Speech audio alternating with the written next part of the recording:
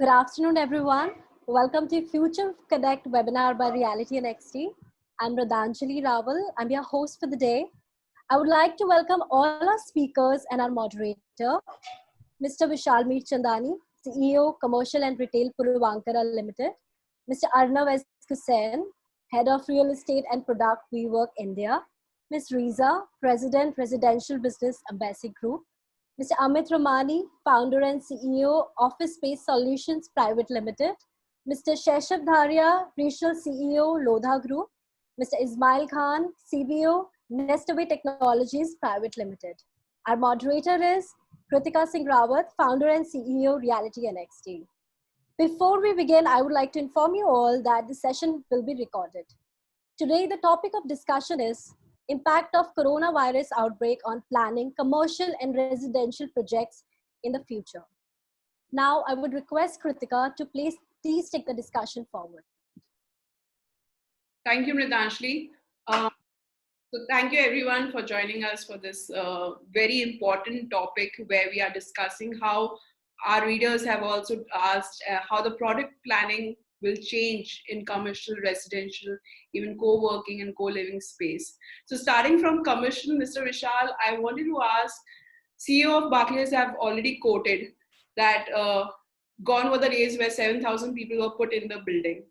Facebook and Twitter has already announced all the employees have to work from home till December. And in India, we are seeing a lot of brands contemplating on the same and already have started executing on the work from home as being the new norm. So we are seeing why this is happening is we are seeing it's being very convenient for the employees also. And so would we see the office space consumption like this in terms of buying patterns to be decreasing in the future trend? I think this work from home and these headlines that are getting created, I think they are getting created for every industry. So are we going to say that we're going to stop driving cars, for example, or stop traveling? We won't do that, right? This is a temporary phase. I think work from home has got exploded more than it actually should be, or the fear of work from home for office real estate. One needs to realize and understand that we are a very differently structured society in many ways. Right, so how we live our lives on a day-to-day basis, the kind of houses that we live in, they don't provide the luxury of having exclusive work-study spaces, etc. So and the kind of inclusive lifestyles, family lifestyles that we have are quite restrictive. And if we have to do that for a month or 2 months as an exception, I think that is much easier than to do that on a continuous basis. It's a very, very difficult task to do so. And ultimately, see, we are social animals. We need to meet people. We are more engaging.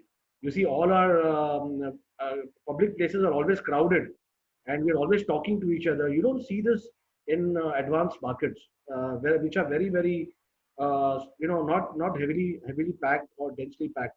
So I think it's an overstated concern in my view. That said, certainly there will be a greater extent of work from home that has been prevalent until the start of COVID-19. We already had work from home prevalent to the extent of about 5 to 7-8%.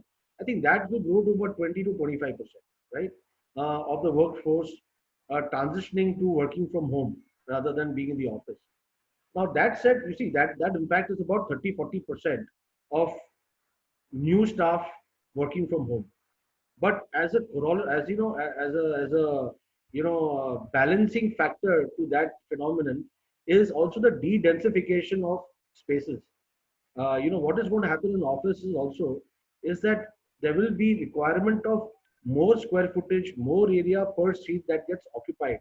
So today or before until COVID-19 was actually had broken out, occupiers would plan seats based on 70 square feet per seat occupancy, right? But today, because of this distancing sort of a trend, they will be forced to again create more luxurious seating spaces. For example, it could even go up to 125 square feet per seat, which means you're looking at a jump of anywhere from 40, 50 to 70, 80% of area per seat. So it more than adequately offsets the risk that will shape up due to the work from home element. So I think that is one important understanding we must have. I said that in various conferences, webinars, and our press release also carries my submission on this. I think that work from home concept is not going to be a very heavy impact. I think the biggest challenge on work from home is going to be with occupiers, not with the developers. How are they going to create efficiency from employees working from home is going to be a bigger challenge than for occupiers being able to generate demand for space. Because that, as I mentioned to you, is actually getting a bigger benefit because of the de-densification phenomenon, right? So I think there are five factors that we need to understand on commercial real estate in this post-COVID era. I think the most important part we need to understand is the kind of resilience that India has built, right? India has built a very strong resilience compared to any other country in the world, and I would say especially the IT, the IT or the tech markets like Bangalore and Hyderabad, especially Bangalore, I'll say, we stood up much better to the challenge. So crisis management has been good. The response levels from normal citizens has been very good. Professionals have delivered working from home. I think that has given a lot of confidence to occupiers and senior management professionals in international companies, which is going to make Bangalore and these kind of Bangalore, Hyderabad far more attractive. As a destination, office destination, only sets it up at a much higher level. The second part is actually looking at how technology role will be enhanced in our lives. Whether it is a professional life or personal lives. So I think where does technology get created? Technology gets created mostly in India. So I think again, when you want to create technology in India, you need office spaces, right? And work from home will only serve a certain level of technology services. It cannot go to higher level confidential work, etc. So what will happen is that we will see much more streams of technology and technology enhancement of current streams taking place. Therefore, more office space will be needed. Third thing is the what I call the reshoring. The reshoring from China is now a phenomenon. In fact, I said it on day one that this is going to happen very quickly and is actually playing out, and it's going to happen very fast in the IT sector, with India being the biggest beneficiary in the IT sector. In manufacturing, of course, India will be one of the beneficiaries.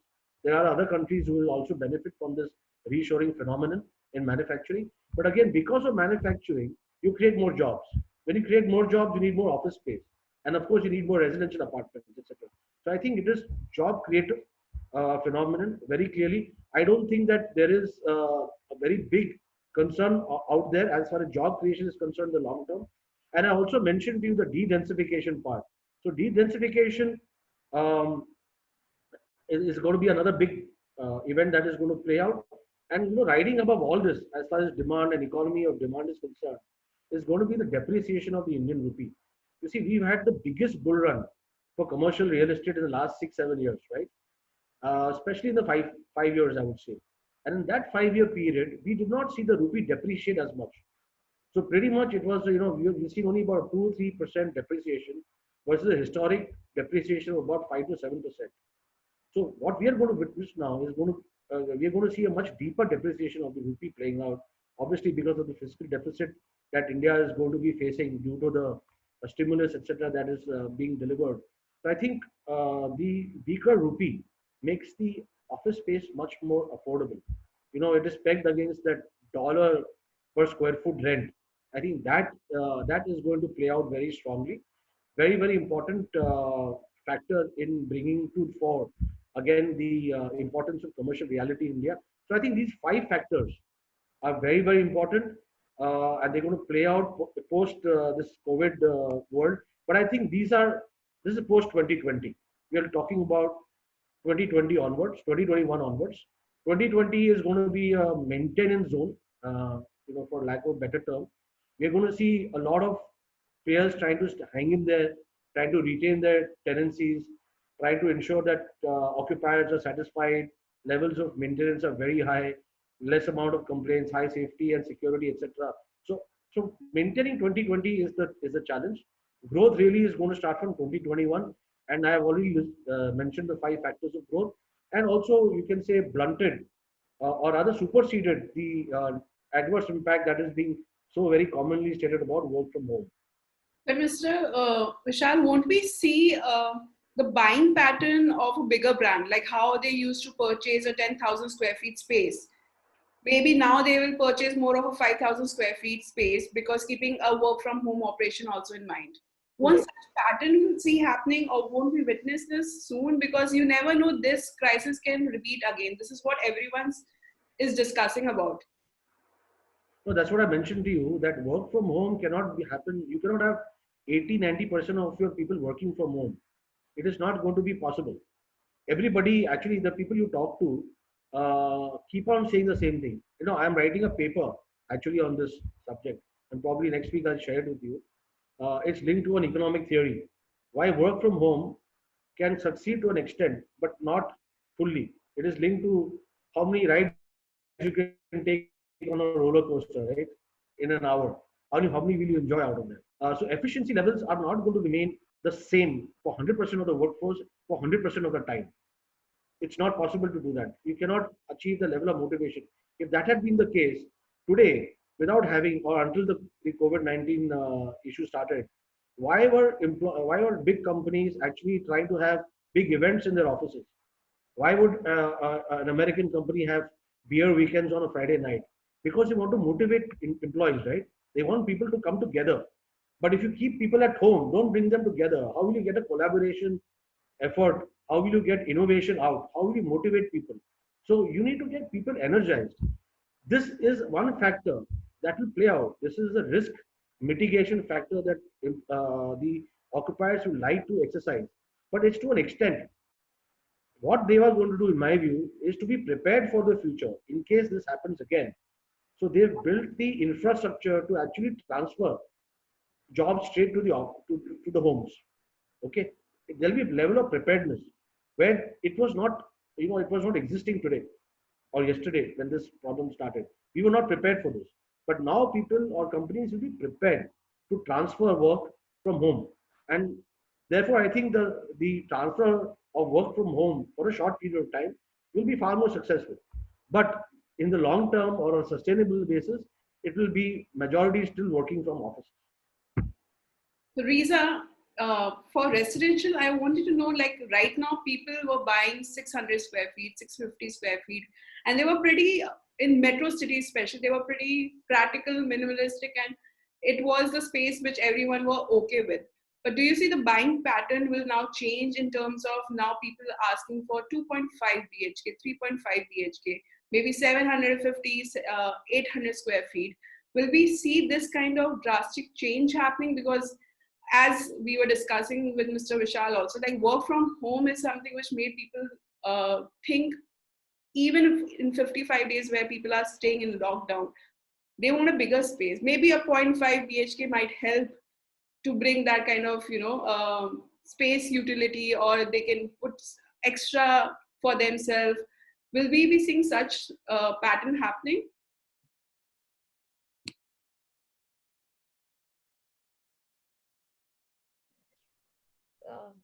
Yeah. So, hi, Kritika, and hello to all the viewers and the panelists as well. And I would like to start off by saying that today we are part of the world's largest ever work from home experiment.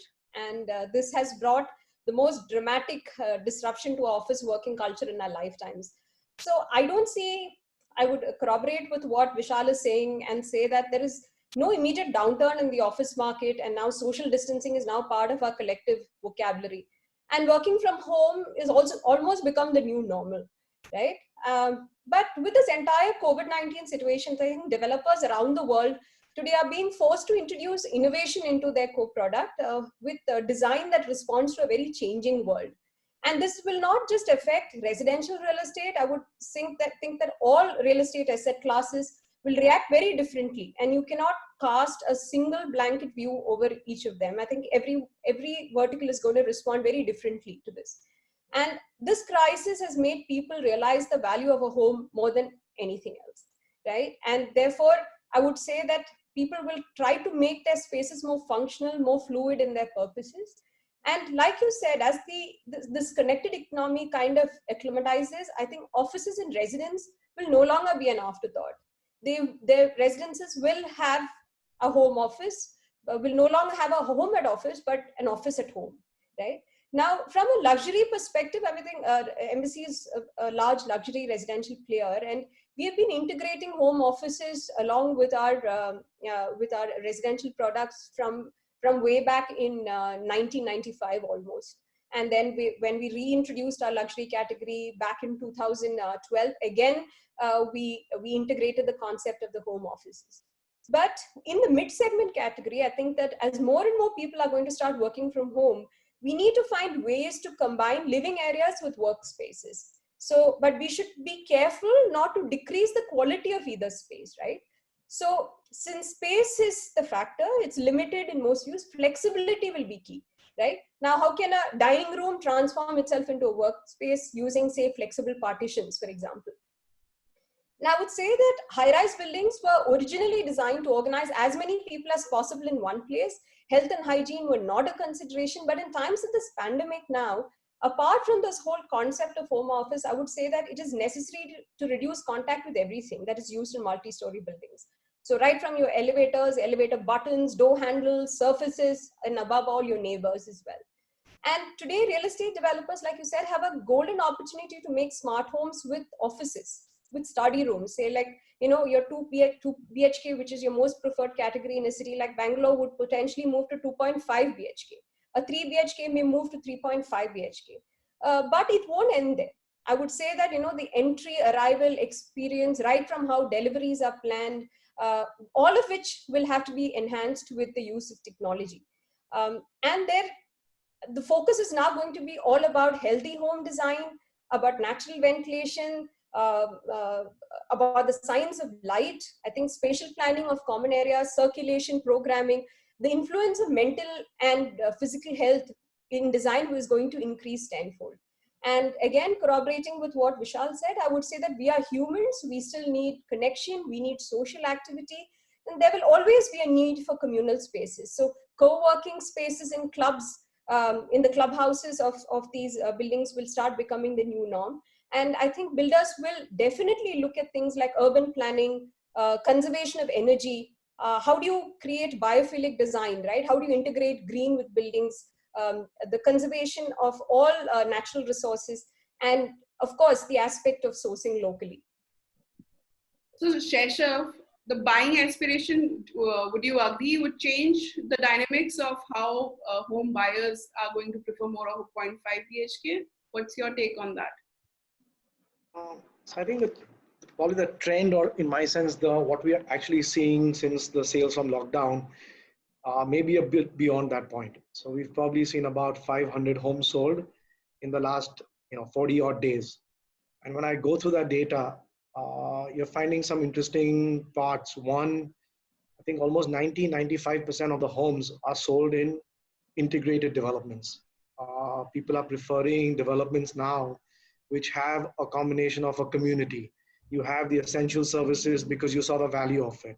Medical clinics, pharmacies, retail. So how was the community run? Because that all mattered a lot. So first, the actual home buying pattern we're seeing is far more integrated, and virtually almost an equal number bought ready homes.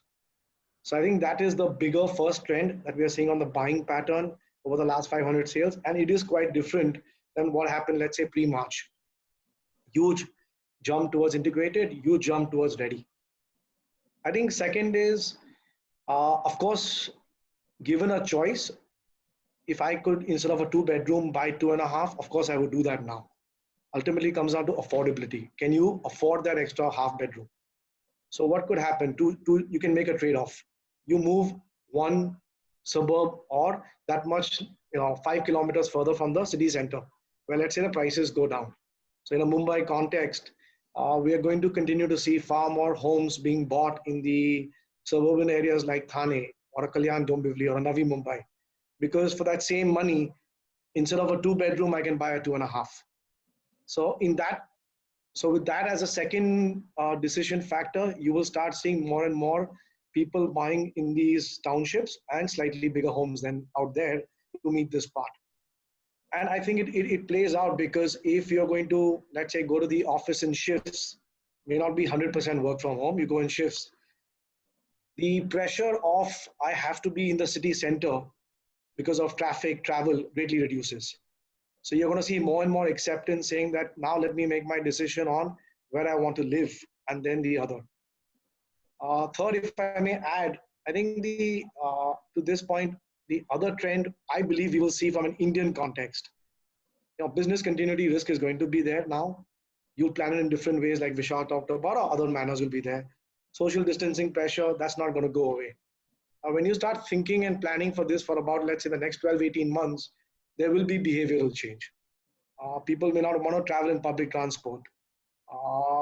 You will have to run in shifts because of social distancing. So I think one of the things you're probably going to start seeing is the office moving away from one central location in only a pure business district to more decentralized. Come closer to where your employees are. You got to travel less, right? So again, that moves it towards saying that, so I believe that there will be this WFH, which is this work from home, but there will be also this other theme, which is WFH or walk from home, right? Can the developments of the future be ones where you really make live, learn, work, play come together? And if you can, then the ability to walk, whether it's to your school for your kids, to these offices, which probably will get decentralized, come closer, to your essentials like retail, pharmacy, I think that will matter a lot. And I believe that will be a bigger trend in a context like India, where use of public transport is required for 90% of the people. We don't all drive by car, trains, buses. There is no way you can social distance in them. So I believe this will become another big trend that will happen going forward. No, I agree with you. As to your integrated development, we'll come back to that. I wanted to ask Ismail, like earlier in Indian market for co-living, we had seen how the money was dictating over the experience. Will we see a new dawn happening where experience would be dictating the co-living site, keeping in mind work from home being the new feature of amenity, keeping in mind the hygiene being the most important factor now? Also, I wanted to know with regards to co-living, will pandemic give a boost to co-living market, or will it be where we see people going back to the traditional four-wall home? These things I want to know with these two. Like, one is with your experience-wise. Second was about the market itself. Will this give a boost to co-living market? Right. So I think the first point, let me touch the first point about the experience part of it, right? So I think as the other panelists have also highlighted, a couple of very important aspects of the experience part is going to be the lesser density part, as we spoke about the office spaces as well. The other thing is the sanitization part of it. So see, typically the co-living spaces in the recent times have been looking at experience from a very exaggerated point of view, giving that wow factor in the living area. But I think that wow factor is going to shift towards more of better hygiene, better distancing, and better spaces, rather than having that exorbitant wow factor in the space itself. I think yes, it is going to be a very, very important factor to be able to sanitize, to be able to maintain that hygiene, and most importantly also add to that little bit amount of space that will add on to your study table and chair, along with a laptop desk or books and stuff like that, which typically does not it didn't add as a very important factor in the past, because living was considered as a place where you will crash down and maybe go back to office and work, right? So that's going to definitely have a shift. From the other question on the the growth aspect itself, whether this particular area is going to grow, and how do we look at it from that angle? So I see two again a couple of items over there. First thing is, as Shaishav rightly pointed out, the dispersed offices is going to the walk from home thing is probably going to be very, very important factor going forward. And assuming that's also going to be something that people are going to look at. Earlier, our co-living places that we used to concentrate on, especially from the Nestaway perspective, was in and around the area of where the the commercial establishments are there. For example, if there is a tech park around a area, then you'll have a lot of co-living spaces around that area itself, right? So that particular real estate of that particular area is actually booming with respect to both co-living and commercial space. However, now with dispersing, maybe a area like which is 5 to 10 kilometers away from a hardcore commercial space is also going to start having smaller office spaces for people to work from. And the co-living and the residential real estate market itself, from the renting perspective, that itself will start picking up in that particular area is what my thought process is. To add to it, it will probably start percolating towards tier 2 cities as well.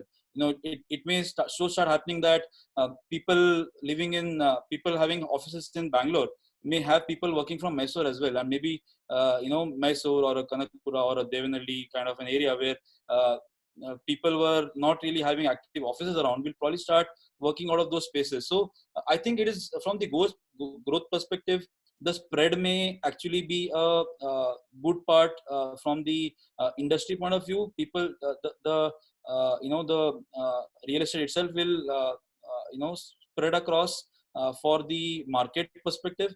However, the final point I wanted to make was about all of it is about the cost, right? I think Shaishav also touched to that point, wherein people opting for a 2.5 BHK, for example, will probably take it 5 to 10 kilometers away from what they would have earlier planned. And I think that's going to affect the rental markets as well. If it's going to be, people are not going to be affording a very high rental house or a co-living space, that's going to also shift towards slightly lesser rented areas and a bigger space. So I see both mixed areas of opportunity as well as challenges. But I think the best judge is going to be time. We'll have to wait and watch for some time to see how this pans out in general. Great. So I wanted to ask this question from Arnav and Amit, that in co-working space, Arnav, starting from you, will the whole open seating layout will see a shift towards more private space consumption? So good afternoon all. As Vishal and Reeza as well as Ismail and Shaishav have mentioned, that the whole purpose of being in an office space or in any other community is the community angle as such. So I don't think it will lead to a lot of private offices per se. From a space utilization perspective, as Vishal mentioned, in commercial real estate, we look at 1% to 70, which might increase to 1:20.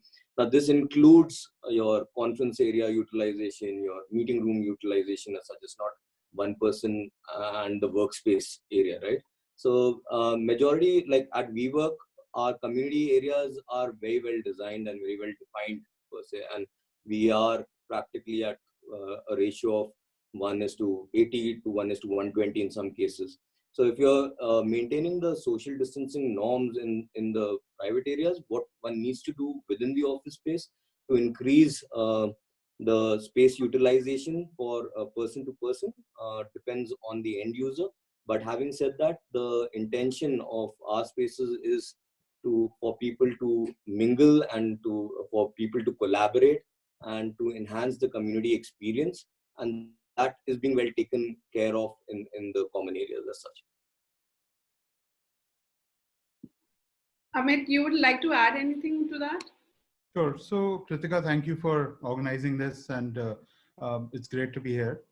I think the way we at least approach it is, Kritika, in the short term, there's a lot of behavioral change happening, right? So clearly, even before this, a lot of our business was enterprise focused, and as a result, our cabins, which could be a 4-seater or could be a 200-seater, that's a private space that somebody has taken from us, was already existing. So our business did not have a lot of open seating, which are, where you have to share a desk with a stranger who's not part of the same company. So clearly we see that trend will continue. I think people will be very wary of sitting next to somebody that they're not are not knowing and clearly are not part of the same organization.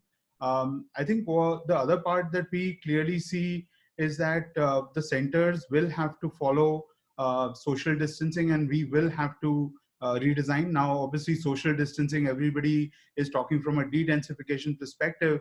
But I think in addition to that, there will be a lot of other design changes that will have to come into play for this to work. Because, today it started off with 3 feet difference. Now they're saying 6, who knows, it grows or becomes smaller, right? So clearly, I think flexibility will be one that will become key. And the ability to change the layouts on the go, on the fly, as and when these situations get created, I think will become a key part of the whole process. Just to add to earlier discussions on work from home, I think at least the way we believe is that today the penetration in India is less than 1% of the total white collar workforce. That probably will go to about 10 to 12%. And I think 3 elements will happen, right? One, work from home will become, and as Shaishav and Reeza and others have said, is clearly going to be something that both the employee and the employer will have to formulate as part of their real estate strategy. Second, I think work near home will become a phenomenon, because clearly today, I think the commute time, is a choice that everybody has understood, that why should I waste 3 hours every day in commute, right? What's the worth of going there when I can be as productive from home? So work near home, both from an employer standpoint, from business continuity, also from the employee standpoint of not wasting time in commute will become critical. And the third element is the office will have to be worth it for people to show up for doing that 2-hour commute, right? Yes, I do understand the community aspect. I totally agree with Arnav. I agree with Vishal that, there is an element of, engagement that happens, which is face-to-face. You can't do it remotely. But the offices will have to make it worth for people to travel. And if that is not happening, then I will not spend that 2 hours to go to an office just to, get my work done. No, I agree with you, Amit. So this is where I wanted to ask Mr. Vishal that probably can this happen that a bigger brands will have a headquarter be in Bandra and smaller units be in Borivali, Thane or Navi Mumbai? Can we have these small centers coming up soon, so that even what we have seen, that even during this lockdown, working from home has been efficient. People have realized how much time they can save, and having these small centers nearby can help employees to collaborate. Even the functioning of the company can still happen. So do you see this kind of shift is going to take place when it comes to smaller units?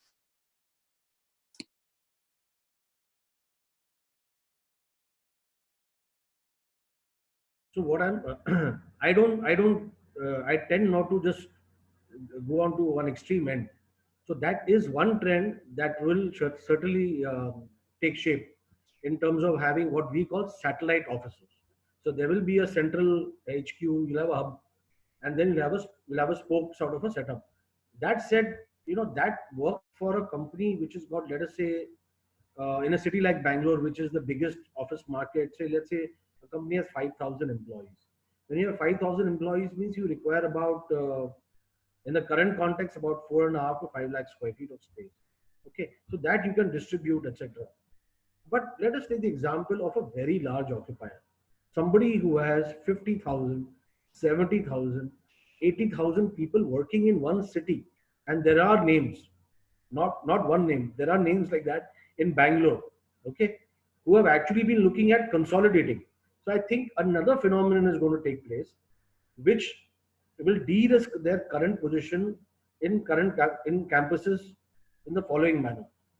Just picture this now. There is a campus which has 10 buildings, and 1 or 2 are occupied by one particular occupier, and the same occupier has got another couple of buildings in another campus.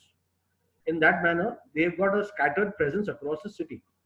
So one is that they would like to maintain a scattered presence, like the satellite offices, but they will take it to the residential areas so that it is work from home, like everybody was rightly mentioning. But the other trend that can also happen, to support that, you need to have a hub, right? So what they will try to do is, instead of having a large scattered presence, they will try to consolidate that into one controllable facility by themselves, not being left to everybody, either the developer or the developer service company, etc. They would like to take charge of that entire setup. So instead of having, say, 6 buildings, which covers 50% of your working population in 3 or 4 locations. They'll bring those 6 buildings together and have your 50% of the population working together within their control. Everything from end to end is managed by them. So, and the rest of the 50% or 30% as they choose to be, can work in satellite offices. So there is a dynamism that is going to take place. I think it is an evolving situation, and let us not forget that people are already in long-term leases. You see, we operate in 9-year leases plus. Okay, so people are already within that lock-in period or lease period, etc. So it's not very easy to just shift from one place to the other. They already invested. Going forward, how they will expand is to be seen. So these are the aspects that they will consider, in my opinion. Hub and spoke, plus also a combination of consolidation within their control and having satellite offices. I agree. So, Shaishav, as you were saying with regards to integrated development and the mixed development, where Mr. Vishal has said, yes, there are possibility of those satellite offices coming up. There are possibility of these smaller units coming near the residential areas. So, will upcoming projects will have more of such commercial spaces? As you mentioned, the integrated development, will we be seeing any drastic changes happening to that? I think this trend has been there for a while now, right? So we as a developer, we focus a lot on townships, mid-income, affordable, and let's say premium housing is anyway 70% of our portfolio now. In these townships, we always had this notion of work, live, learn, play. How much of the four can you get together? Even some of our city projects have the same notion. I think the ultimate is when you can get all 4 elements together, which is offices, residential, schools, and then the remaining social ecosystem, retail, parks, etc. And they've been very, very successful. So for example, one of the largest developments in the country is Palava, which is a private development. We now have about 1 lakh people staying there, and it is an example of work, live, learn, play. So we are going, I think this particular pandemic is going to further make more developments go in that direction. We already have it in our Thane developments. I can see that happening in our other developments also going forward. So yes, a very large trend. Reeza, I wanted to know how Shaishav also pointed out this large development will take place. So as an amenity, how we are having amenities in all these integrated developments, will there be a new amenity feature as such to provide for the residents? Yes, developers can collaborate with co-working, which I will come back on that later. But will developers also come up with such amenity where residents can easily sit, relax, and do their work rather than working from home? Will that be integrated in those projects?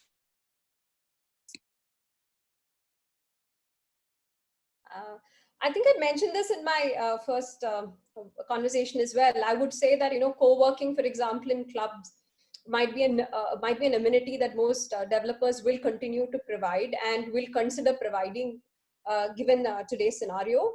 And just to corroborate and go back to where Vishal was, I would say that with more people working remotely, companies will open regional hubs, right, and provide access to co-working spaces, because public transportation is something that is going to be a challenge. People are not going to take this up immediately.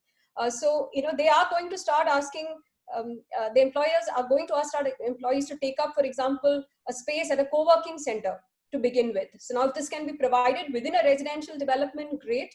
But for those who do not have access to such developments, co-working, I'm assuming would definitely be on the uptick. And to just go back to your earlier point as well, I would say that from a housing standpoint, there could be a shift in buying markets, right? Where people will start looking at secondary cities and more remote locations that offer them the space, because the closer you are to the city center, the more expensive your home is going to become. So people may start moving away. And definitely, people are going to look for more controlled, more tech-enabled, safe and sustainable ecosystems, and that they don't need to venture out from. To corroborate with what Shaishav said as well, anything that can give easy access to public infrastructure, offices, schools, hospital, recreational areas, places of worship, So I would say there would be a high demand for products like integrated townships in tier 2 cities as well, and peri-urban areas where the luxury of space, land will be higher as compared to metros, while scoring on the affordability index as well. But these will have to be managed with a very strong facility management solution. This is something that we provide for all our residential developments. We have a separate facility management arm called Embassy Services, which guarantee the safety and wellness of all residents. So this is going to be extremely critical to ensure this continuity and there is no discontinuation of any sort of service which is being provided. Apart from that, I would say that residential real estate is definitely going to become more specialized with local and cultural differences, influencing exactly how this evolves, right from young professional to seniors. So apart from how space utilization, how home formats are going to be rethought, we are positively going to see an emergence of specialized asset classes like co-living and senior living, I would say, because senior living would be something that, a lot of seniors today are being inconvenienced. There's a huge population. While India remains a young population at hand, we're also saying that the north part of our market, the seniors, they're going to be about 500 million in our population by the year 2030. If that's going to be the case, then specialized asset classes like senior living, where there is a community engagement, a program in place, will be very, very important. So Amit, coming to this, my question for the co-working area is that if the integrated township is the future, where all these things will be integrated so people can have these facilities around, when it comes to co-working, will co-working collaborate with developers? Do we see this future trend happening so that co-working space is also near your resident area and more of collaboration like this are going to happen with developers, so that even if someone do not want to travel, like how we are discussing walk to work, so will this bring a nice shift to the co-working space coming towards the residential area? Yeah, so this is something that we discussed, and we've been having our conversations within the offices as well, to bring co-working closer to our residential hubs as well, right? So smaller formats, smaller setups, where people can actually step out from their place of work, place of residence, and just walk across and access a co-working facility to be able to be in touch with offices. I think today our PG market, for example, like what I'm sure Ismail would agree, the people are living in extremely dismal conditions. They have very poor access to broadband, for example, something as simple as broadband to begin with, right? And for companies, this is a major cause of concern. So for the outsourcing industry, for anyone who works with IP rights, especially for BFSI services, etc., it's going to be important to be able to work out of an organized space rather than just being able to work from home in the future as well. So now that's something that, an association may work. We can provide those facilities as a developer within a residential community, but this could be a thought that the associations and in corroboration with companies may come up with as well. So Amit, associations can work. So what is your take in this? So, Kritika, I think from the start, when we started the business in 2015, almost today 60% of our portfolio is in partnership with the landlords, right?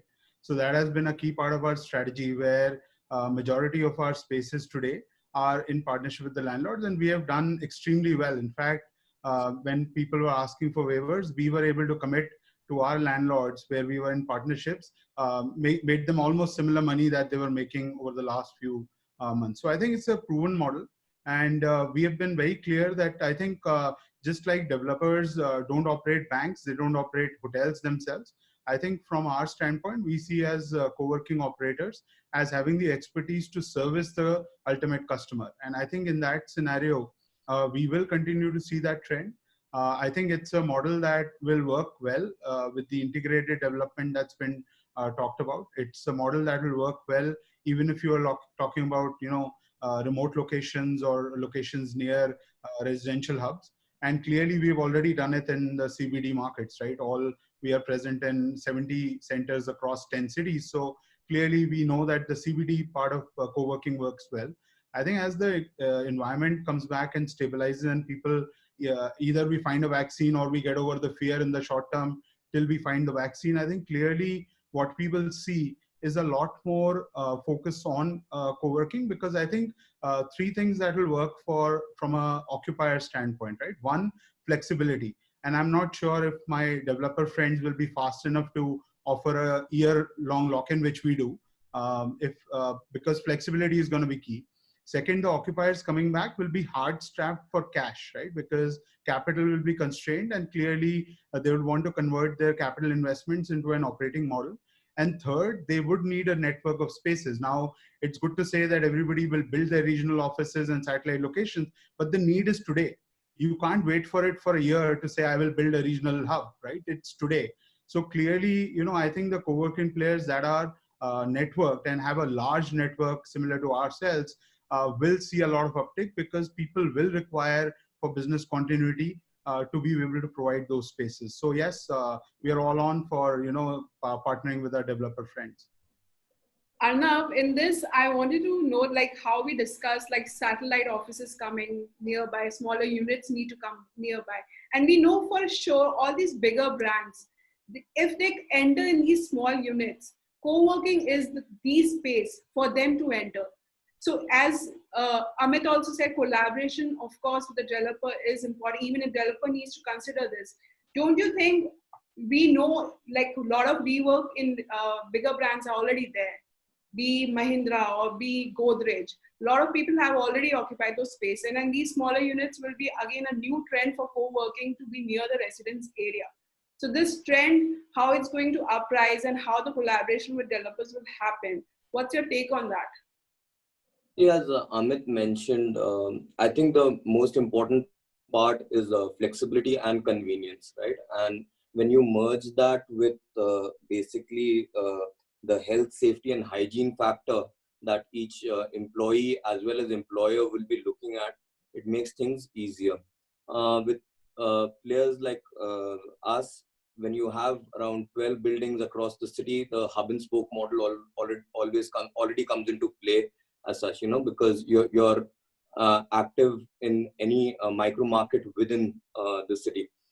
From a collaboration perspective, I've always been game for being a part of a larger development because I think co-working should not be considered as commercial space. It should be a hybrid of retail and hospitality. It adds value to a resident's requirements and needs from an office space perspective. And what we've realized in this duration of the lockdown, that work from home is great, but people need a little bit of an official environment also to work from, just to get that break from and the monotony of being within the house.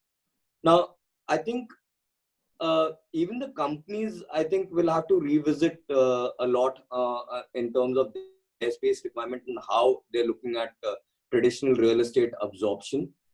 And the flexibility part will come in play real strong in the next at least 6 to 12 months kind of scenario. And that's where the co-working players will be able to assist the existing corporate requirements. There will also be a requirement in terms of specialized office spaces, because the transition would be a little bit slow. People will still be keen on having the same kind of aspects that they expect in their natural office space, and there will need to be a little bit of a collaboration between these enterprises from a customization perspective, so that it's not a shocker to them to get into a collaborative space, and the ease of movement from the traditional office to co-working is a little bit consistent. So when it comes to customization, as you pointed out, a lot of people, once they come back to their workspace, yes, there will be changes happening. This is where my question comes to co-living and co-working. Will the services that you provide currently, in terms of cost, can we see an increase? Because a lot of people will demand, we need social distances, we want proper hygiene, we want more facilities so that we feel safe and everything. But in both sectors, be co-living and co-working, will we see a change in the package of the pricing? There'll be a bit more expensive, because as we said, in Indian mindset, we want in a small amount everything. But do we change this cost optimization that we say we are going to provide you all of these facilities, but the price is going to increase now? So see, layout of workstation and production areas will be revisited for sure, right? And it will be based on the company's particular requirement. But the opportunity here is companies might save on rent and capital expenditure as well as maintenance costs, because I think the occupiers also will need to consider flexible working schedule based on rostered days, thereby like trying to reduce the space requirement as such and still keeping the whole concept modular in nature. So, and the same logic goes with a traditional office too, right? So as Vishal was mentioning that earlier, people were looking at 1:70. Today, they might look at 1:120. So the real estate cost will go up. The capital cost will go up to ensure that one person is utilizing that additional space. And as Amit mentioned in when he was speaking, that what a co-working space is giving you is the flexibility and the option of not investing that capital, and that capital being still. And like, I can only talk about WeWork, but we are modular in the true sense, right? So like if you have a modular workstation, we have raised flooring, we have movable furniture. So to even change the requirements or the layout in terms of the requirements of the client doesn't take too much time. It just requires a little bit of reconfiguration of the furniture within the space. Doesn't require additional capital because of the raised flooring. Your networking can be brought in easily. So the time spent is lesser, and that again is cost saved. Kritika, we are taking a bit of a different tact, right? I think our approach was a bit more holistic. We understand that currently the government guidelines mandates a 33% occupancy maximum, right? Maybe it'll go up to 50%. So our approach with our clients was threefold. We said, well, we can help you situate in our core center, which is your base center, right, where you can accommodate, let's say, 30 to 50% of your workforce, depending on what the guidelines is. The other, we are willing to accommodate people in locations which are closer to their staff, where their employees stay, right? So with having a distributed network of 70 spaces, we can afford to do that. And then we today just launched Office at Home, right? So we have our own product that basically helps our customers set up their employees at home, because clearly when we all got the news in March that this was a big pandemic, and was affecting India in multiple ways, we all went back. But majority of the people at home do not even have an ergonomic chair or a desk, right? You can see it even when we are on this call. Some are on a desk and a chair, and some are not, right? And so clearly it becomes a challenge to situate that, and our Office at Home solution does that for our customers. So rather than saying, let me talk about a discount, let me just talk about excess space or less space, it's about finding a solution, right? Because at the end of the day, the customer, which is our occupier, ultimately wants the solution.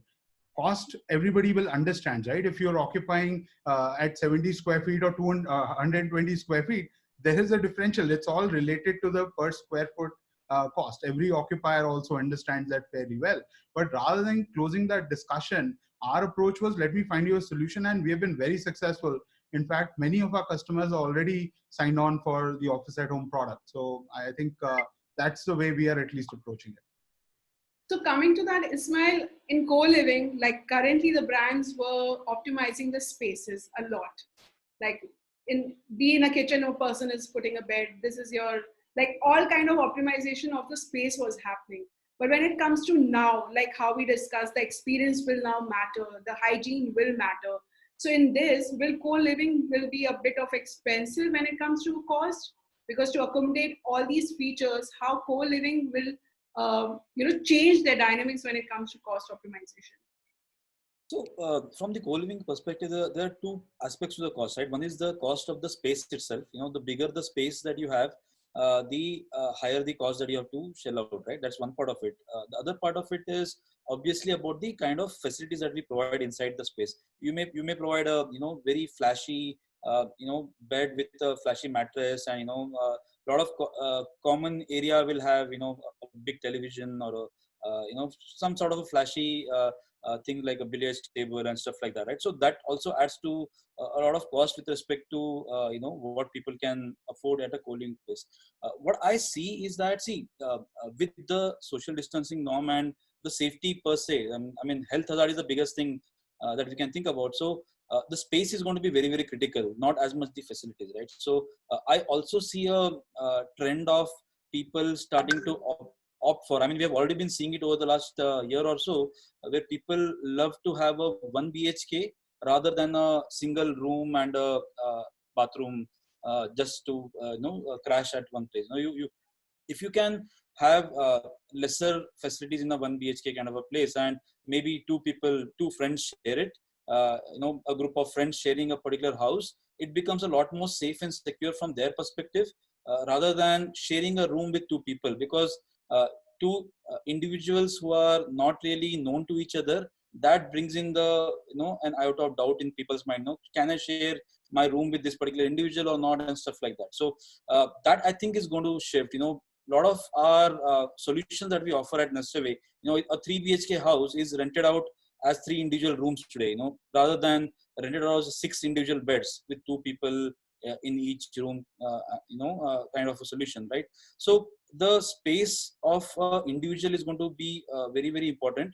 So that's where a person is probably going to invest more rather than the facilities part of it. Of course, the hygiene is the second part. I mean, I can compare it with, say, people who were earlier ordering pizzas and burgers will probably go back to dal rotis now, right? So your hygiene and your hand wash, keeping your premises clean, your maids and the kind of the service that they provide, the hospitality part of it, that's going to be more important than the flashy part of the experience at the co-living places.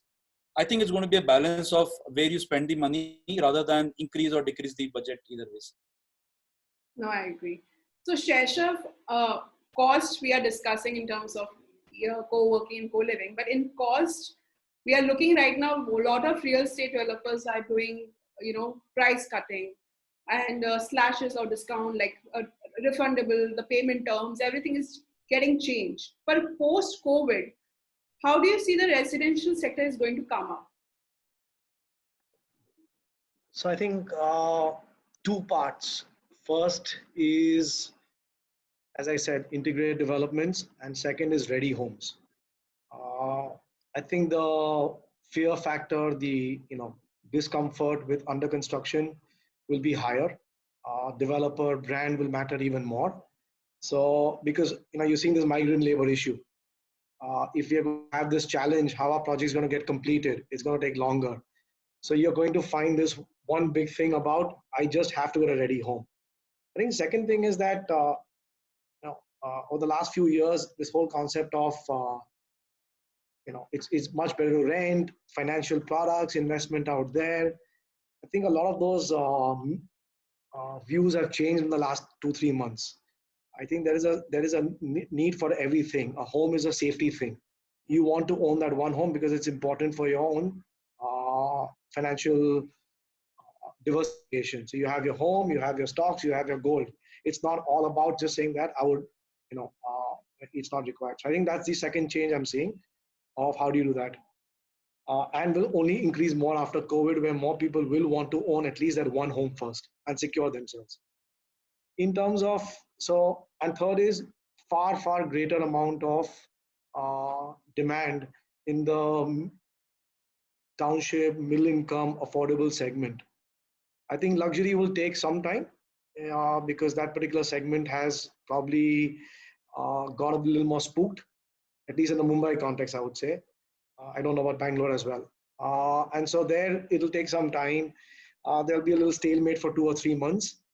And then after that, people will come back to saying that, okay, you require a home because, again, as a financial asset, it has its own place now as diversification. Of course, third is the interest rate deduction. Developers will help with payment plans. These are things that you do anyway to basically make it, to address the core problem. It's not necessarily the price. Sometimes it's just about how much you can pay upfront. Sometimes it is how much you can pay EMI while I do up the house. So all of those will just further make it simpler for the buyer.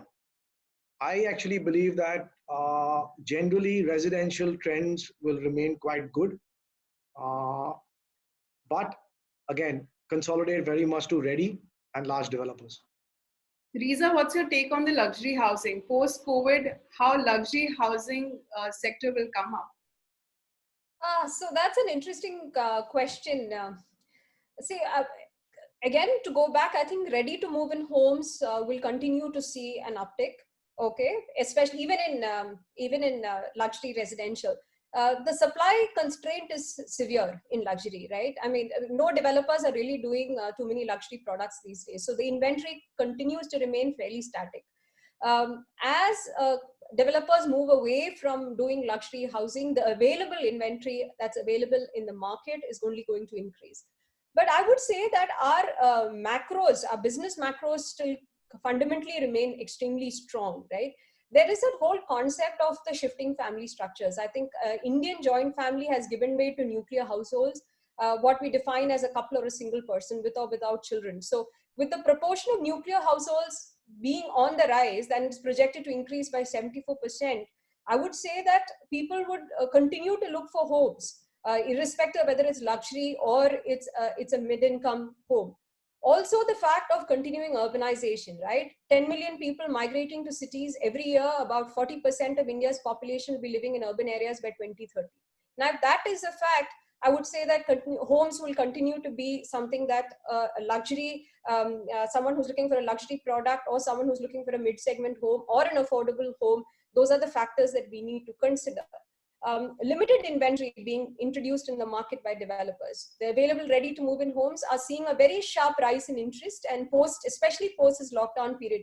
Because even during this time, HNIs are saying that, especially with this whole aspect of equity markets taking a big toss in the last few months, Sensex lost almost 10,000 points in a month. And in the last Knight Frank survey that we studied, we are saying that 27% of HNIs continue to invest in luxury homes or in real estate as such, because where is the safety today in financial instruments, right? So all these factors will continue to see an interest from the luxury markets as well. But I would continue to tell the viewers that decisions should not be based on pure discounts that are available today. You can walk to a developer probably and get the best discounts, but please attach due importance to the credibility of the developer, the track record of delivery, location, how relevant is the product, what is the USP of the product, right? Is it a future ready product, for instance? A location that might be important today may not be important tomorrow. For example, in a city like Bangalore, north is the way to go. All your office markets are relocating to that location. So all of this have to be weighed in before arriving at a decision. So Mr. Vishal, this would be my last question. So I want to know from your side as well, how the commercial sector will come up post-COVID. Like we had discussed what kind of few changes might occur, but completely overall, how this sector is going to now come up in terms of the cost-wise, in terms of the demand and everything. If you could just tell us about this sector coming up post-COVID. Yeah. So, like I mentioned earlier in my first point of discussion, from 2021, I believe that the sector will remain, or the strength of the sector will remain intact. Of course, we won't see the tearing growth immediately in 2021, but thereon we will see normalcy returning to the sector, which means that we will have a strong trajectory upwards. If you look at the last 3 years, we've already seen very high growth levels in absorption. We believe that we won't take off from where we left, but certainly we will take off from an average of the last 3 years, and we will continue on that trajectory. Even if this COVID situation had not happened, we were already in a very high level of absorption. Last year, absorption was more than 60 million square feet, which was 30% plus growth over the previous year. So growing at 30-40% every year is not a sustainable growth rate in any case. So now this has brought in an artificial sort of a speed breaker. Therefore, 2020 is pretty much just a maintenance year. And 2021, for the 5 factors that I mentioned, and I'll repeat, the importance of technology will only enhance. Therefore, India will be a much stronger destination. Technology development takes place from India, and supports the corporations in the US and other parts of the world. India's response, and in particular Bangalore's response to this crisis, has been far better than any part of the world. We've been able to socially respond very well, and also professionally, rise above the crisis and the constraints, and actually continued our work and delivered to the best extent possible. And I think it is probably one of the highest efficiencies in the world. The third is, of course, like I mentioned, the de-densification part, and that has been discussed quite a bit. De-densification is across micro markets, that is not having too much of density in one single market, but having a hub and spoke model, and also de-densification within the office. Therefore, more space per seat, which means more demand for office space. The reshoring aspect, like I mentioned, manufacturing and IT services from China, and on top of that, depreciating Indian rupee, which will be far more at a far greater pace than we have seen in the last 5 years, which makes it far more cost effective for international companies. Work from home is a concept, but I think it is not to a limited extent. Maybe from 5-10%, the existing 5-10% extent, we will move to 20-25%. But again, like I mentioned, that's more than adequately offset by the de-densification phenomenon taking place in the office spaces. That said, I think because of the stringency and the level of planning that is required for office spaces changing, de-densification will also happen, for example, in common spaces. So you will need wider corridors. You will require more elevators, and you will require more system installation. These will all mean higher capex. So therefore, there is a chance that capex may increase for commercial projects, and critical thing will be about getting labor to execute these projects. But we believe that the demand overall will continue, and on top of all of this situation that we are talking about, and I think across real estate classes, including industrial and warehousing, which I feel is going to really explode, investor interest from India as well as overseas in Indian real estate is only going to increase multifold. You see, the importance of Indian real estate as an investment class is really getting very strong, and we've been able to actually attract a lot of investments in the last 5 years, which has actually proven how important and how strategic a market India is as far as real estate is concerned, especially commercial real estate. And we've seen that happening in affordable housing, in industrial and warehousing, etc. So we believe that momentum will continue, and that will actually fuel the real estate story, and especially the commercial real estate story, that will remain intact as far as my reading of the subject is concerned. Now, I feel that it is important to actually touch upon one of the important subjects, that is how the real estate sector works. When you look at the various situations that we've come across, the various speed breakers, you can say slowdowns, etc. This, of course, this COVID situation is a once in a century sort of a situation. But if you look at the 2008-2009 Lehman Brothers crisis, then after that we saw the demonetization, we saw various other issues that we kept facing. It's essentially because I think real estate segment has got much lower resilience to counter or mitigate these events in the life cycle. Now, I think that starts with the way how way behind we are in the curve, and and we are also in a state of denial. So we don't want to accept that, okay, this is what we need to improve on, and therefore we must do these things and build better resilience to be able to handle these kind of events. So I think that, but of course, in the last 2-3 years, we've seen some change taking place. I would say maybe in 10-20% of the developers, but not, I would say, the universe. So universe of developers or the development community, I think, needs to really get stronger in the management processes, adopt more technology to run their business, be more strategic rather than opportunistic. For example, a project overrun can cost you 15-20%. Okay, but reducing salaries will only save you 2% or 3% overall. So I'm just saying that yes, at this point of time, maybe some companies would reduce salaries, justifiably so. But the most important thing is how I'm going to improve my efficiency. How am I going to ensure that there are minimum leakages in my business? I think that as a whole, the industry needs to adopt as a practice.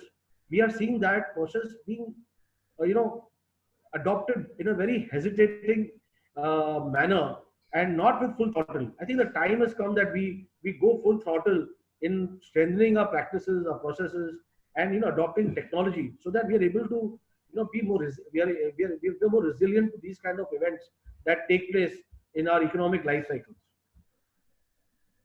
We have received great insight from all the sectors when it comes to product planning, and you can already see we have received 32 questions, but I'm sorry I won't be able to take all, so we will send to each respective speakers the questions. Let me just go through and give you a few questions which we can take right now, because 32 questions won't be possible, but it's great to know viewers love the insights that each sector could provide. So starting from Ismail, the question is, do you think now millennials will want to move to larger homes away from center of the city because of cost saving, considering work from home is the new norm? Well, as Mr. Vishal and others also said, I think it's still a wait and watch situation with respect to work from home as a new norm. It may as well be a very temporary situation, right? So, considering that it could be a temporary situation, moving farther off would be probably a choice of the individual depending upon case-to-case basis.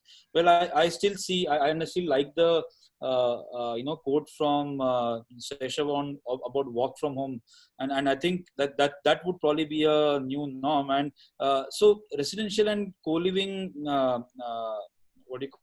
renting market is very, very tightly linked to the commercial real estate itself, right? So wherever we are going to set up a commercial hub or a commercial a co-working facility, the residential rental around that area is definitely going to be a priority. So based upon that particular concept, if it's going to be more integrated townships, or if it's going to be more dispersed real estate that we are going to see, I think co-living is going to evolve around that area. So it's not a direct and definitive answer. Yes, it's a possibility, but then it's going to be only time is going to tell about it. I think it's going to change quite frequently. I mean, it's going to probably move from one place to the other and then again go back to the square one. It could happen because it's a rental, it's a temporary phenomenon. So we'll have to wait and watch is what I would say. Okay, this question is for the co-working sector. How do we see co-working evolving during the COVID times, considering the eradication still seems year on year and half ahead, subject to rollout of a vaccine post-testing? How will the co-working companies reassure the target audience on offering a safer workspace? So I'll start, and no, certainly you can chip in. But I think, Kritika, I think one of the key things for us is the safety and of our community members, right? So clearly, I think the level of focus we have on ensuring the hygiene, ensuring the services, which is the air conditioning system is upgraded, including the frequency of how we clean the spaces, how we access spaces, etc. I think that's paramount. So I can assure every one of our community members, and many of them have already come back to our spaces, that our safety of the our members is of paramount importance. But at the same time, as we have said, the coming back after kind of this crisis, and as we are dealing with it right now, meet us halfway there. That's our campaign, right? I mean, people, our members are spending only half of their time, 8 to 10 hours in our spaces. But outside, what they're doing is as important, because I think so our focus has been on meet us halfway there, and we will together get over the crisis and ensure that our members, our employees, as well as our extended staff that take care of them is safe. I'll just add on to what Amit mentioned, and I totally agree with him in terms of health, safety, and hygiene. We need to look at these problems together and drive solutions that will aid all of us, like as a whole, right? So let it be members, let it be landlords, all need to look at the problem together and find solutions which suit each one of us in our workspace. So I have a question for the residential sector. The question is, what new changes should be adopted while planning a township development as compared to the other Asian markets like Hong Kong and Singapore? Shaishav or Reeza, anyone wants to take this? Shaishav, I'll take a go at it and then you can probably chip in as well, right?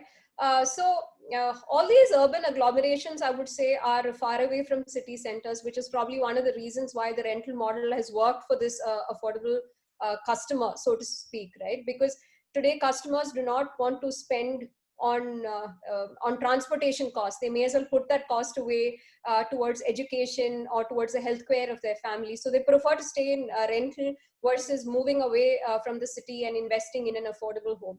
So I think what the government could do is, or developers can also do, is to figure out how we can locate these kind of integrated townships within transit-oriented developments where you have access towards a mass rapid transport system. So that way, customers can actually save on unwanted expenditure, so to speak, right? And then they will also be encouraged to buy a home maybe slightly away from the city center, which can also decongest our metros a little bit. But this would be an important factor because today people do not want to commute and they want to be as close to their workplace as possible. I agree with what was shared. I think when I look at Singapore in particular, I think one thing they've done more and more is getting into this notion of mixed use, bringing in different types of use together.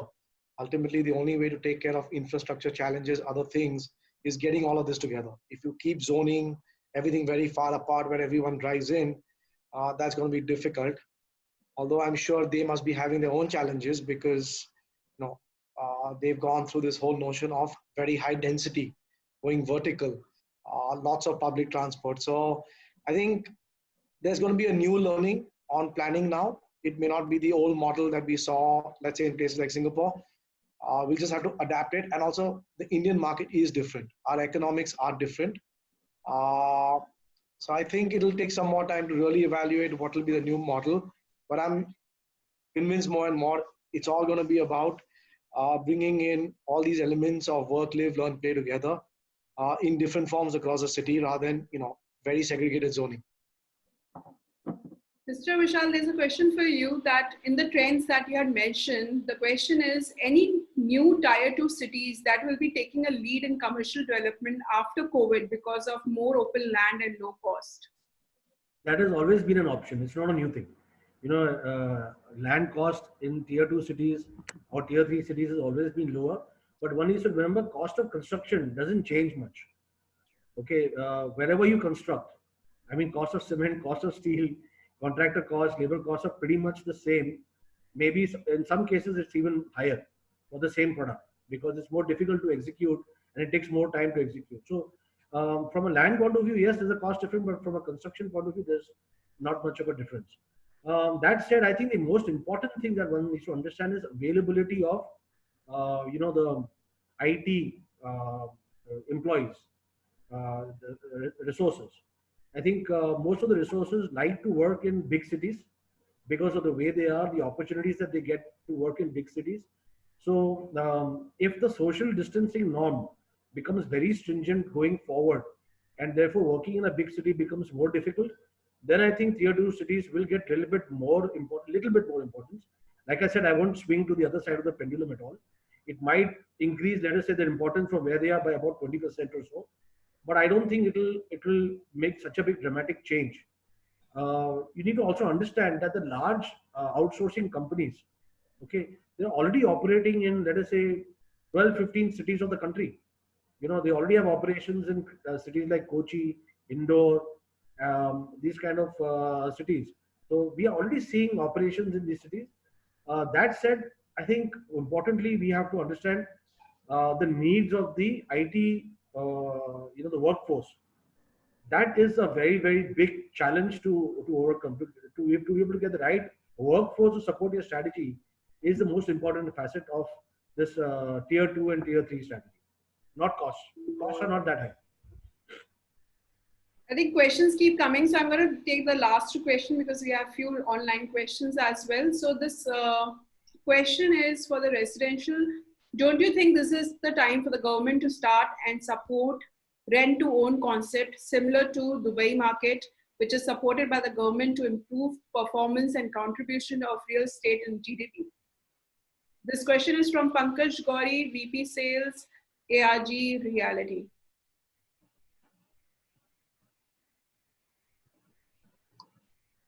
I think to some extent we are getting there slowly. Your interest rates are down to about 7.5%. You're finding a host of developers helping you further with EMIs or EMI payments or EMI rates in the initial period. I expect rates to go down even further. So as this gap between renting costs and EMI costs start coming closer, it may not be completely the same, but just getting closer, the sense of home ownership, owning an asset, I think that will become a significant play. Just remember, we were already at about 10% home rates, not more than about 2.5, 3 years ago. So 10% down to 7.5% now in the affordable middle income segment, that's a significant pull down. And I think this will get further down. I won't be surprised if we get to 6.5%, right? So we're getting there. And in a way, the government is doing it. Also, the recent change of bringing back the PMAY scheme, extending it for a year. So you're getting further benefits on your first home ownership. So all of this effectively is getting there in my view. And so it's a big positive for the end consumer. Reeza, you would like to add anything? Yes, definitely. I mean, I would say that just to give you an example, at a project like Embassy Boulevard today, which is a high-end project of ours in Bangalore, 51 acres, we have close to 160 villas. We have been able to offer a rental upside of almost 5 to 6%, which is unheard of in residential. Right now, even typically residential returns are in the 2 to 3%. Now, if the interest rates are lowered and the fact that you're not earning that much in fixed deposits as well, I think the gap, which is almost 4.25%, people would start looking at investing in residential properties and making sure that they are, the developer actually helps them in leasing out. So we have an entire asset management function which helps that owner to manage the tenant relationship, to make sure the rents are collected, all ongoing maintenance, everything is done. So our entire concept of managed residences has helped boost our residential asset management portfolio as well. And this is something that will definitely be of interest even for NRI buyers who are making use of the depreciated value of the rupee on one side, making that investment. They put away money in financial instruments so far, but once they start investing that money back and making that money work for them, these kind of concepts is only going to increase in value and in interest. Thank you. Attendees, again, we'll be taking questions later on the mail. I am seeing a lot of people still giving us a lot of questions. It's already now 42 questions. This is the last question which I'll take. We promise you we are going to send individual questions to everyone and we'll try to give you the answer for the same. The last question from this gentleman who's been pushing for this question to Mr. Vishal is, what kind of trends will be seen in commercial retail sector as to communal retail areas such as malls and cinemas? So I think commercial we've discussed quite a bit. I'll just touch upon retail. I think retail, of course, and we know that retail is the most challenged apart from the travel and tourism sector. The retail is very challenged. That said, I think see, all our plans, whether it is commercial real estate or any other business for that matter, is going to be subject to this COVID situation being brought under control, whether it's through a vaccine or it's through a treatment, right? If it is 1 year or 2 years, whatever the time frame, but it certainly, if it'll be more than 2 years, it'll be a serious problem for all of us. Excuse me. So I think we have to speak in two parts. One is in this current period, that is where we don't have a vaccine and a cure, and a period where we will have a vaccine and a cure.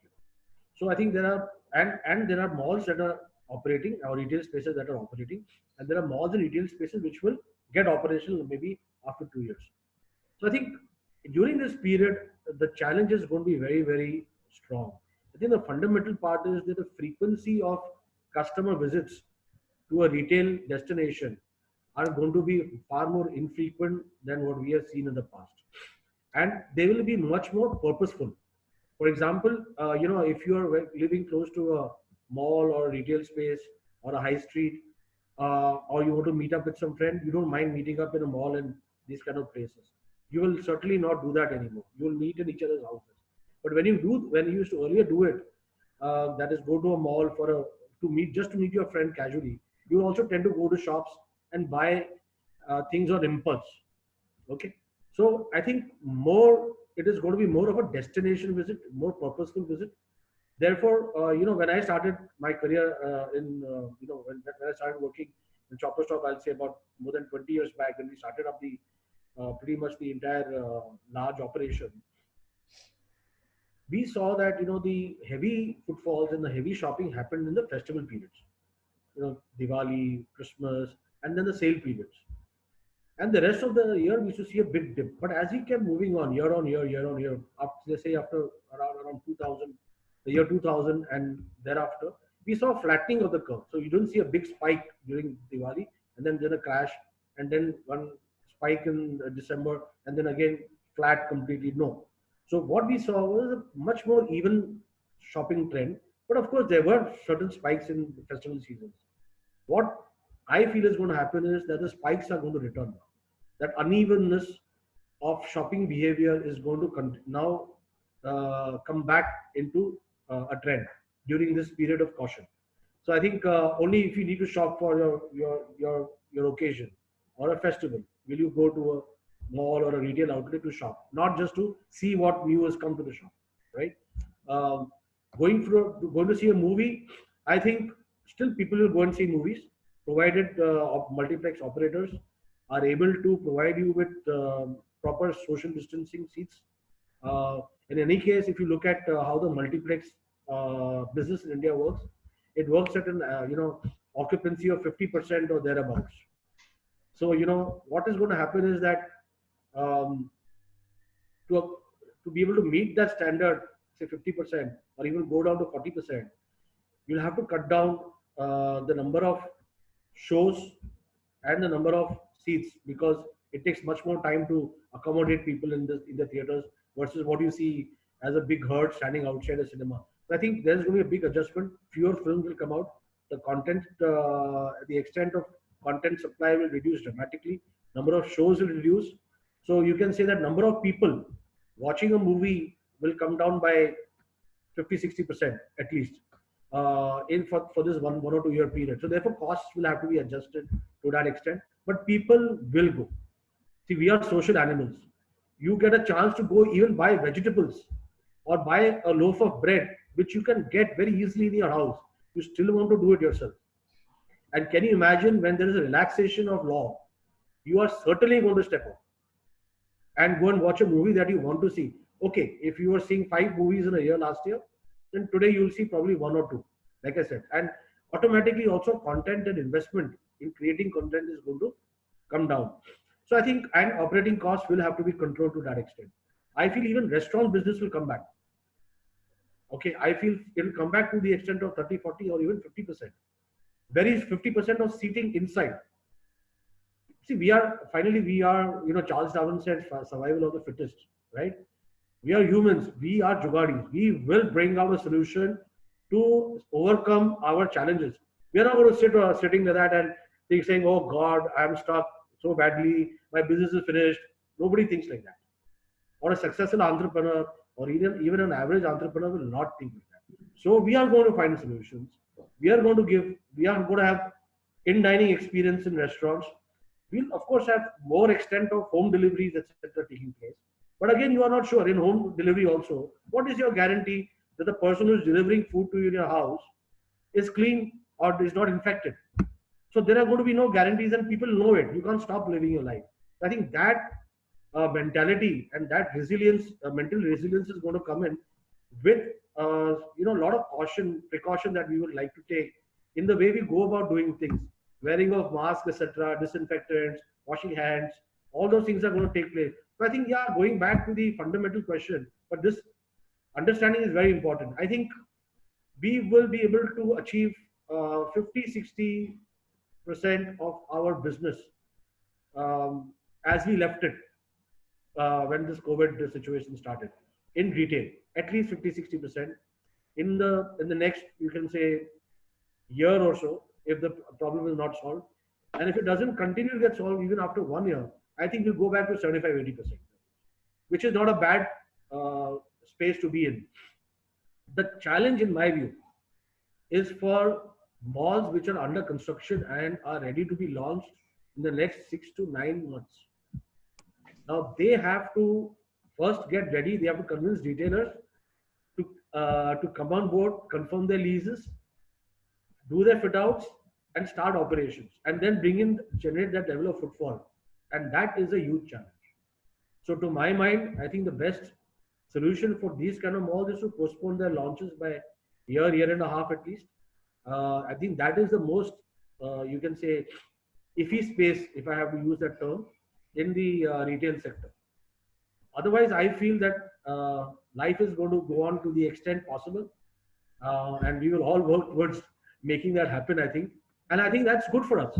That's good for us. I think we have to build our own resilience, our own immunity levels, our herd immunity, as we say it, and we need to go on and make life work for us. Thank you so much. Thank you everyone for giving such great insight. It's been a great panel, great discussions are happening. You can already see the viewers are asking a lot of questions. So before we close this panel, let's take few online questions and then we will be closing the panel now. Sure. So thank you, Kritika. So we have received some 10 questions online, but right now we'll be able to take 2 of them. So question one is from Ismail. How can co-living leverage technology further? Well, I think yeah, that is one of the areas that I briefly touched upon in my initial question as well. Not only co-living, I would say home renting in general. Let's talk about co-living as a living solution itself. Home renting in general is going to start having lot more of technologies that is going to be leveraged, right? So in fact, as we speak, over the last couple of months, we have been starting off with video visits of the property to show to the customers, whether you want to book this property only based upon a video rather than visiting and having a personal touch and stuff like that. So there is going to be a scope of involvement of technology in co-living further and furthermore, and I think there is no limit to technology. I mean, we have just begun to and I think one of the quotes that Mr. Anuj Puri had mentioned in one of the speeches that he had given was, I think real estate is a sector where technology is least leveraged. This is a place where technology has not had significant impact even after multiple startups have tried to do it. So I think there is a huge opportunity, and this kind of a problem is going to help startups think towards more and more innovative solutions towards technology. Although there are no real solutions in my mind at this point of time, but definitely there is a huge opportunity in innovation in that area, and I'm pretty positive we'll see a lot more contribution coming up there. Okay, thank you. So we'll take the last question, and question is for Mr. Amit and Mr. Arnav. Will co-working become more expensive going in the future? So I think it's a relative question, right? I mean, co-working is a reflection of the micro market that you're in. And clearly, if the micro market is getting a bit more expensive or perceived expensive because of de-densification, then yes, in the short term, there will be probably a bit of an uptick in terms of the pricing that happens. But I think in the long term, it'll all adjust. I think, as was said earlier, with the depreciating dollar and also, a combination of work from home, work near home, and obviously a reduction in terms of the requirement in central business districts of that space. I think net overall for enterprise and small medium businesses, the net cost of real estate will remain the same. But yes, in specific micro markets, because of de-densification, because of the rentals and the densities going lower, I think there will be a bit of a price correction. I think it will remain consistent, but also a lot of innovation will come in the co-working deal making also with landlords. To what Vishal was mentioning with regards to retail as such, I see a huge potential in co-working players partnering with developers in retail malls which are not doing too well or maybe which are under construction. The whole anvil of the management model, which Amit mentioned earlier in the hotel segment classification. If developers are open to those concepts and landlords are open to those concepts, partnering residential townships as equal partners and operating partners, where enhancing the experience of the whole development and also being a player in your own right. When you have collaborations like that, I don't think there will be a price increase. Maybe there might be a price decrease for all. Thank you very much. So that was the last question, and so I would like to thank all the speakers. Thank you, Kritika, for moderating this session. Thanks to all attendees for joining us. If you have any questions related to the topic, please let us know, or you want to associate with us for the upcoming webinars, you can write to us at info@realtynxt.com. This webinar has been recorded. For people who missed the webinar, we'll be uploading it later on our social media channels. This event is brought to you by RealtyNXT. This is Rawat signing off.